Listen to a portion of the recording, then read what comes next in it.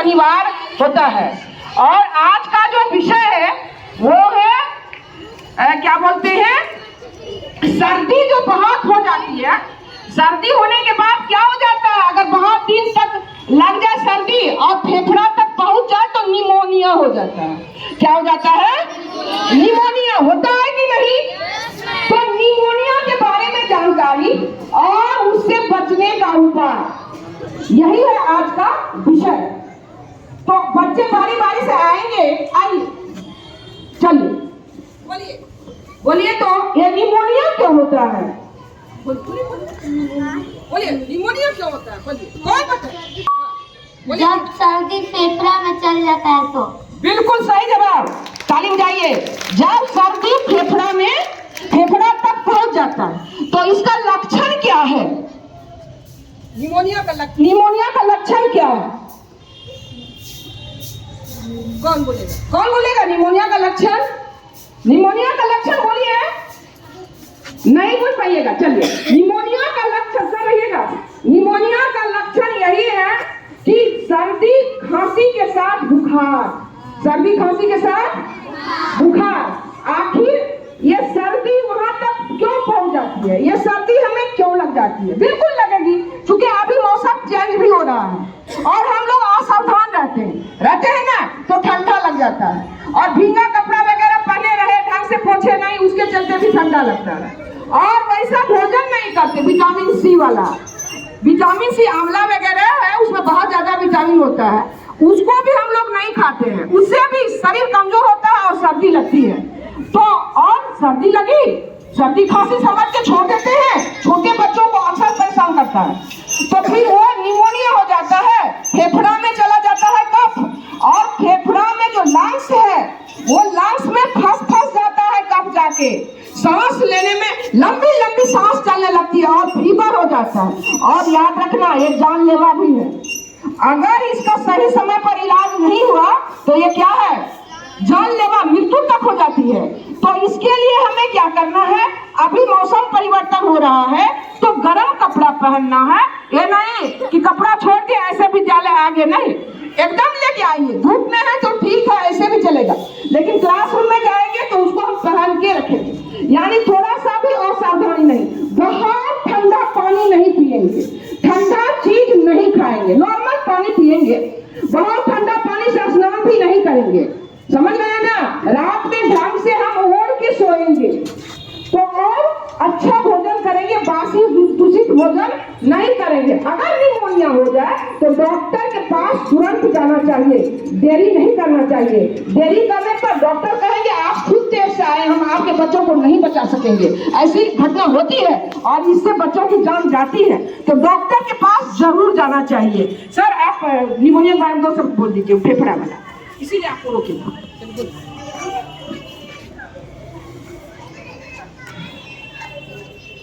जैसा कि मैडम ने बताया, यह एक फेफड़े का रोग है और विशेष करके जो नवजात बच्चे हैं उनमें होने की संभावनाएं बहुत ज्यादा होती है। जो बुजुर्ग होते हैं उनमें भी संभावना होती है। बच्चे जो होते हैं, छोटे छोटे बच्चे, वो विशेष करके ठंड के दिनों में वो जानते हैं कि उनका मल मूत्र करने का कोई समय नहीं होता है, जब चाहे वो अपना, और बहुत देर तक उस मल मूत्र पर रहने की वजह से ये ठंड लग जाती है उनको। और ऐसे अवसर में हम लोगों ने 8वां क्लास के जो बच्चे हैं वो पढ़ रहे थे जब सूक्ष्म जीवों के बारे में, तो जो मॉइस्चर वाला मौसम होता है, मॉइस्चर वाला इन्वायरमेंट होता है, वो सूक्ष्म जीवों में वृद्धि करने के लिए बड़ा ही, माने उनके लिए सबसे सुटेबल वो मौसम होता है। उस स्थिति में वो अपनी संख्या को बहुत तेजी से बढ़ाते हैं। तो ये ठंडा का मौसम और कभी शरद गर्म वाला जो मौसम है, उसमें ये वायरस काफी तेजी से बढ़ते हैं और ये बच्चों को और बुजुर्गों को बीमार कर देते हैं। वैसे तो कोई भी नुकसान, कोई भी इसके चपेट में आ सकता है, लेकिन बच्चे और बूढ़े ज्यादा आते हैं, इसलिए सबसे अधिक उनको बचा करके रखना है।